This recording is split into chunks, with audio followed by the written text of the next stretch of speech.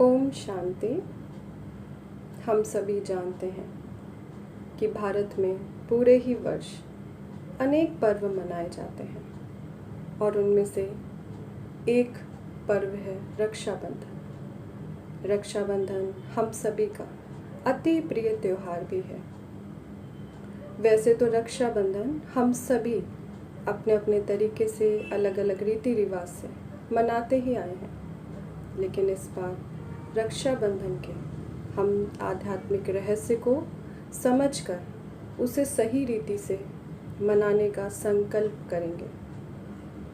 तो अगर हम देखें, पुराने समय में कोई पवित्र ब्राह्मण आकर हमारे घरों में घर के परिवार के सभी सदस्यों को रक्षा सूत्र बांधते थे और उनको पवित्रता का धर्म का पालना करने का संदेश देते थे।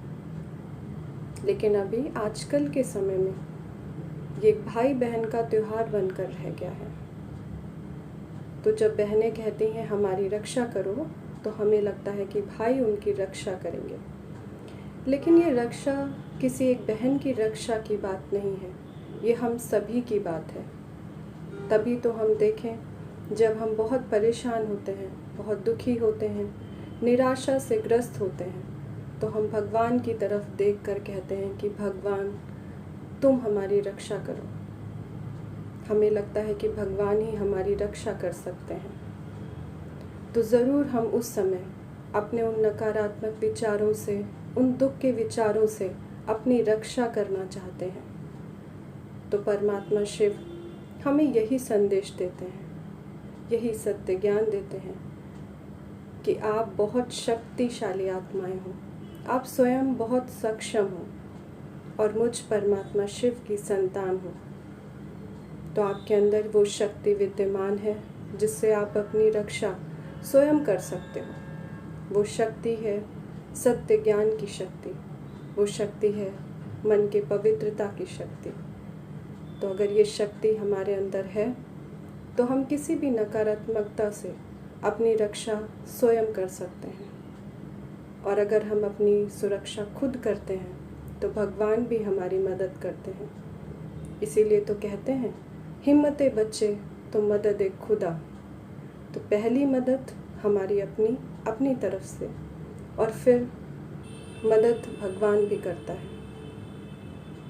और अगर हम देखें कि ये त्यौहार कोई भी मना सकता है, कोई भी धर्म, कोई भी जाति, कोई भी जेंडर और किसी भी एज का। तो ये त्यौहार सिर्फ भाई बहन का त्यौहार नहीं, लेकिन हम सभी आत्माओं का त्यौहार है। तो इस बार जब हम अपने इस त्यौहार को अपने घरों में मनाएं, तो कुछ संकल्पों के साथ मनाएं। हम अपने घर में भगवान को साक्षी रखकर जब भी तिलक लगाएं, तो इसी स्मृति के साथ लगाएं कि ये जो तिलक है, यहाँ पे आत्मा का निवास स्थान है, ये आत्मस्मृति का तिलक है। तो हम तिलक लगाते समय यही स्मृति रखें कि हम आत्माएं बहुत शक्तिशाली आत्माएं हैं।